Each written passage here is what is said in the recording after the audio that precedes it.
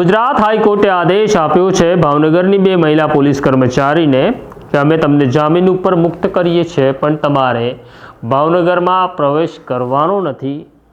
કોણ છે આ મહિલા અને કેમ ગુજરાત હાઈકોર્ટે આ બે મહિલા પોલીસ કર્મચારીને કહ્યું છે કે ભાવનગર જવાનું નથી? ચાલો વિગતે વાત કરીશ। વૈષ્ણવજન તો તેને કહીએ જે પીડ પરાઈ જાનાને રે। નમસ્કાર, નવજીવન ન્યૂઝમાં તમારું સ્વાગત છે અને હું છું તમારો પ્રશાંત દયાળ।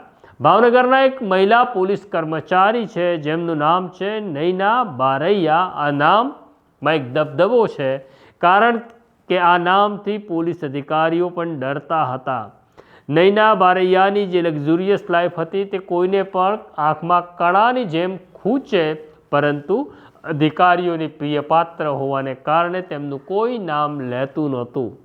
આ દરમિયાન એક ઘટના ઘટે છે કે ભાવનગરની અંદર એક આરોપી જેનું નામ છે પાર્થ, તેની સામે એટ્રોસિટીની ફરિયાદ નોંધાઈ હતી, પણ પાર્થ પોલીસને મળી રહ્યો નહોતો।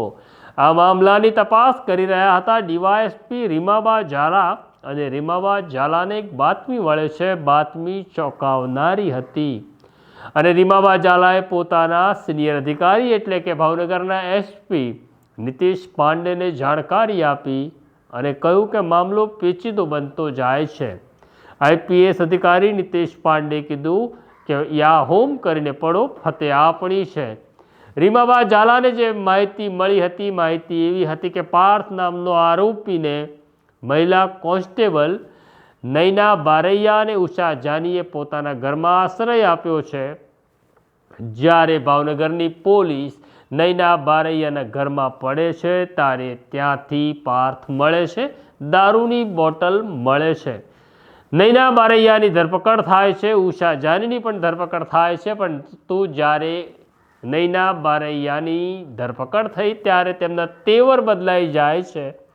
પત્રકારો અને કેમેરાને જોઈને તેમને ગુસ્સો આવે છે। ગુસ્સો આવવો સ્વાભાવિક હતો, પણ હવે કંઈ થાય તેમ નહોતું।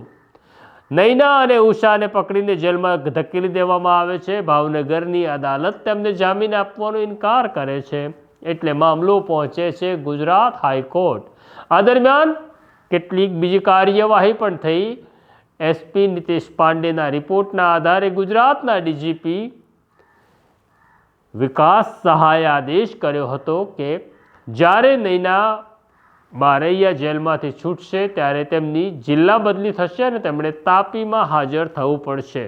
પણ હવે નૈના અને ઉષા જાની બંને જાય છે હાઈકોર્ટ, અને હાઈકોર્ટમાં ગુહાર લગાડે છે કે અમને જામીન આપો। આખરે અદાલતે તેમને જામીન મુક્ત કર્યા, પણ બે આકરી શરતો મૂકી, અને શરત એવી છે કે 6 મહિના સુધી આ બંને મહિલા પોલીસ કર્મચારી એટલે કે નૈના બારૈયા અને ઉષા જાનીએ ભાવનગરમાં પ્રવેશ કરવાનો નથી। તેઓ જ્યાં રહેતા હશે એ વિસ્તારના પોલીસ સ્ટેશનમાં દર મહિને તેમણે હાજરી પુરાવાની રહેશે। આમ બે શરતોની સાથે હાઈકોર્ટે તેમને જામીન આપ્યા છે। હજી પાર્થના જામીન થયા નથી। પાર્થ પણ હાઈકોર્ટ પહોંચ્યો છે, જોઈએ શું થાય। ઘણી વખત પોલીસ સારું કામ પણ કરે છે ત્યારે અમે તેમની પીઠ પણ થાબડીએ છીએ, તેમની સરાહના પણ કરીએ છીએ, પણ જ્યારે પોલીસ ચૂક કરે ત્યારે અમારી સ્ટોરીથી પોલીસ નારાજ થાય છે। કોઈને નારાજ કરવા કે કોઈને ખુશ કરવા એ અમારું કામ નથી। ખુશ થવું કે નારાજ થવું એ તો સ્ટોરીની બાય પ્રોડક્ટ હોય છે। આ પ્રકારની સ્ટોરી જોવા નવજીવન ન્યૂઝ જોતા રહો। લાઈક કરો, શેર કરો, અમને સબસ્ક્રાઈબ કરો। અત્યારે મને મારા સાથી ઉર્વિશ અને દર્શિલને રજા આપો। નમસ્કાર।